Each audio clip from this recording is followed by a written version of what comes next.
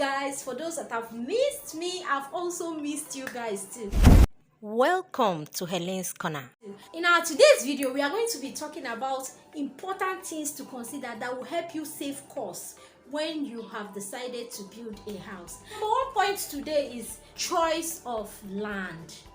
Guys, for building a house, your choice of land is very, very important, because you find out that a house that you might build with, let's say 10 million, 15 million, 20 million, 5 million, you end up building this house with something like 15, 30, 40, just because of the choice of the land you made. Because most times it's better for you to buy a land that is a table land, a land that is not in a swampy area or slopey, maybe steep slope, or an area that is prone to erosion. These are the things to consider when you are making choice of your land, and this choice of land is going to help you save costs when you want to start building.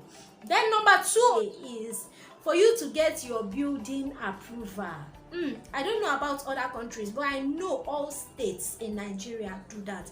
Yes, in Nigeria, you have to get your building approved by the capital territory, depending on the states.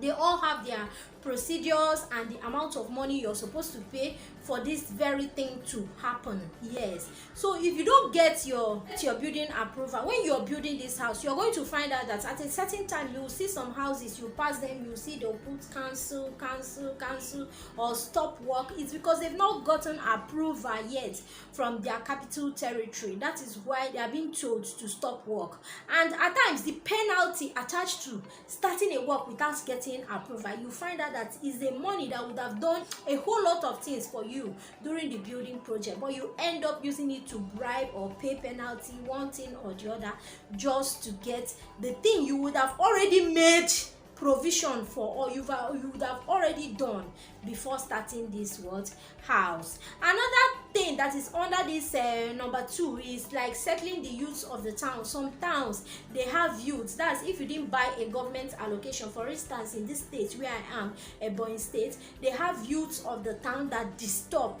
Depending on the youth self, some places their youths collect up to 300,000, 400, 500, 150,000. You know, the youths have specific amounts, and when you pay, they are going to give you a receipt to show that you've paid for it. When you're paying for this money, make sure that you are going to the right source. In fact, look for the right source, pay for it, get the receipt of payment. Let them give you the receipt of payment, because all these things have receipts. Once you get this, you should be able to carry on with your building. Else, when you're building and you're not an army officer, you just see them, they will just appear from nowhere and they will stop your work for you. They will frustrate you to the extent that you're going to regret building a house until you settle them. And when you settle them, you're still going to pay that thing you avoided from beginning. So it's better for you to start from the scratch doing all these things, so that it is going to help you save cost. Okay, number three, make arrangements for water. In building industry, water is the most consumed resources. Yes, because without water you can't even mold blocks. Without water you can't even do concrete. Water is life to building. In fact, water is life to building, just like water is life to us. So you need water. Else you keep buying water from tanker. You have to make arrangements for water. If you're going to go within the neighborhood and ask around and see somebody that can help you give you water at a very cheap rate, or you dig a well inside that very compound, you must make arrangements for water. How water will be that you'll be using to build this house is going to come in under that arrangement. You have to make arrangements for a place you're going to pack your materials. These are very, very important points. A place that is very close to you, you can just beg the neighbor there. If it's in a place that is a bush, you have to make arrangements to just bring in material that will help you erase a little structure. You erase that one sharp. That one will be for packing of materials, and you make sure that the place is properly secured, so that you will not leave and people that love the material more than you will come and pack everything and disappear. Number 5 point is for you to mold blocks yourself. When you mold block yourself, you're sure of the quality of the block you molded. At times when you get to some sites they are working, you will see a lot of blocks, as in pieces block, condemned block. At times you buy full load of block and In fact, quarter of the block, immediately the mason just carry the block to put it, that one it will disappear. This block doesn't have quality, and you will find out that you've spent money and you have achieved little for your money. This is the one they molded by themselves, you can see.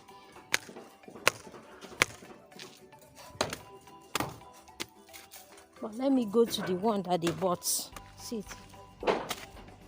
Do you see it? Fats, look at them. See? In molding this block, you have to get an experienced hand. You can go to all those people that are molding for block industry one side, talk to them one side, and see how they are going to come to work for you the days they are not working in the block industry. Maybe they don't work on Saturdays, you just make arrangements with them, they mold the block on Saturdays. Every Saturdays they come. With time, if it's in Abakaliki here, there are people that mold block. You just get an engineer that is going to supervise them and make sure that the sand and cement is properly mixed in a proportion that it should be, so that block that will be molded for you will be of quality.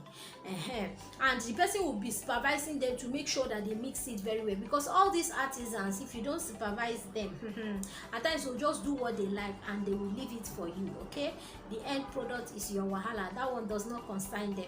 So once you mold block yourself, you're sure of the quality of the block, and at times will save cost. Number 6 is when packing the block. Guys, this one is very, very important too. When packing the block that you've molded, for instance, you want to build in this field, and the other field will be the side that will be the passage, the empty land, or the place that is supposed to be the car park. You know you're not going to be building at the side that is supposed to be the car park. You make sure that anything you're going to use and work, that is the side you're arranging them. Like the blocks, you are going to pack them towards the side you're not going to be walking. In fact, if you're going to be constructing fence with it, make sure that it does not get to the fence. You give some space to the fence. Just pack the block where you know that you're not going to be walking, so that when you want to work, you don't pay people money to start packing the block away from there. That will be incurring extra costs. These artisans, they don't carry block for free. You have to pay for it, and at times at the end of the day you find out you're paying up to 10,000, 20,000 just for carrying of blocks. So these are the things you really need to be prepared for when you want to build your house. Number 7, hiring of engineer. Please, if you want to hire an engineer, it should be an experienced hand. Better still, someone that is 5, 10 years, 15 years in the industry, and that is trustworthy, honest. Like, these qualities are very important for an engineer, because if you don't hire someone that is honest or trustworthy, the person will just, in fact, as the person is building your own, he's building another one for himself one side, or he's buying another big land for himself. That is outside the money you're paying him. And why you need to get an experienced engineer is that all these artisans, they don't work without maximum supervision. At times you will tell them, do this, before you will turn and come back they've done another one, they've done the one they want to do, because their own is they just want to finish and make sure that they are able to make enough money for themselves, especially when you're doing counting with them, that you're not doing daily pay. And when it's daily pay, you will find out that they are not even going to do anything at all. They will just do one thing, they'll go and rest, do another small thing, they'll go and rest, so that they can come back like 3, 4, 5 days to do the work they can finish in one day. If you're counting it, they'll do the work, they'll end up doing the work they can finish in one day in 10 days, just because you're paying them daily pay.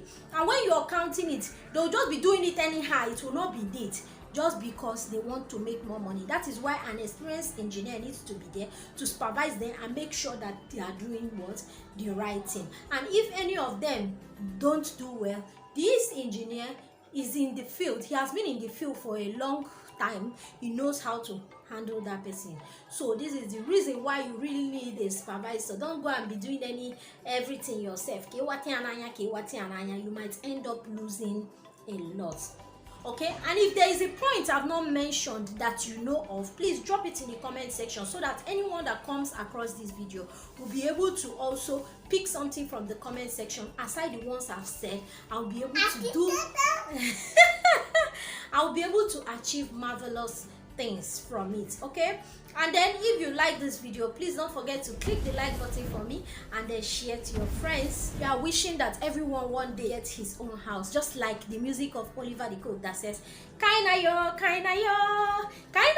lisa kolisa yelo yo bunaka kolu nonkeya belaile benenu wabuko yo bunalu nonkeya makabo siwege welalodigi oderege akoko osege kwa bunu no ya charozigi na fugi. Oh my god, I can't continue. All right guys, bye bye, see you in my next vlog.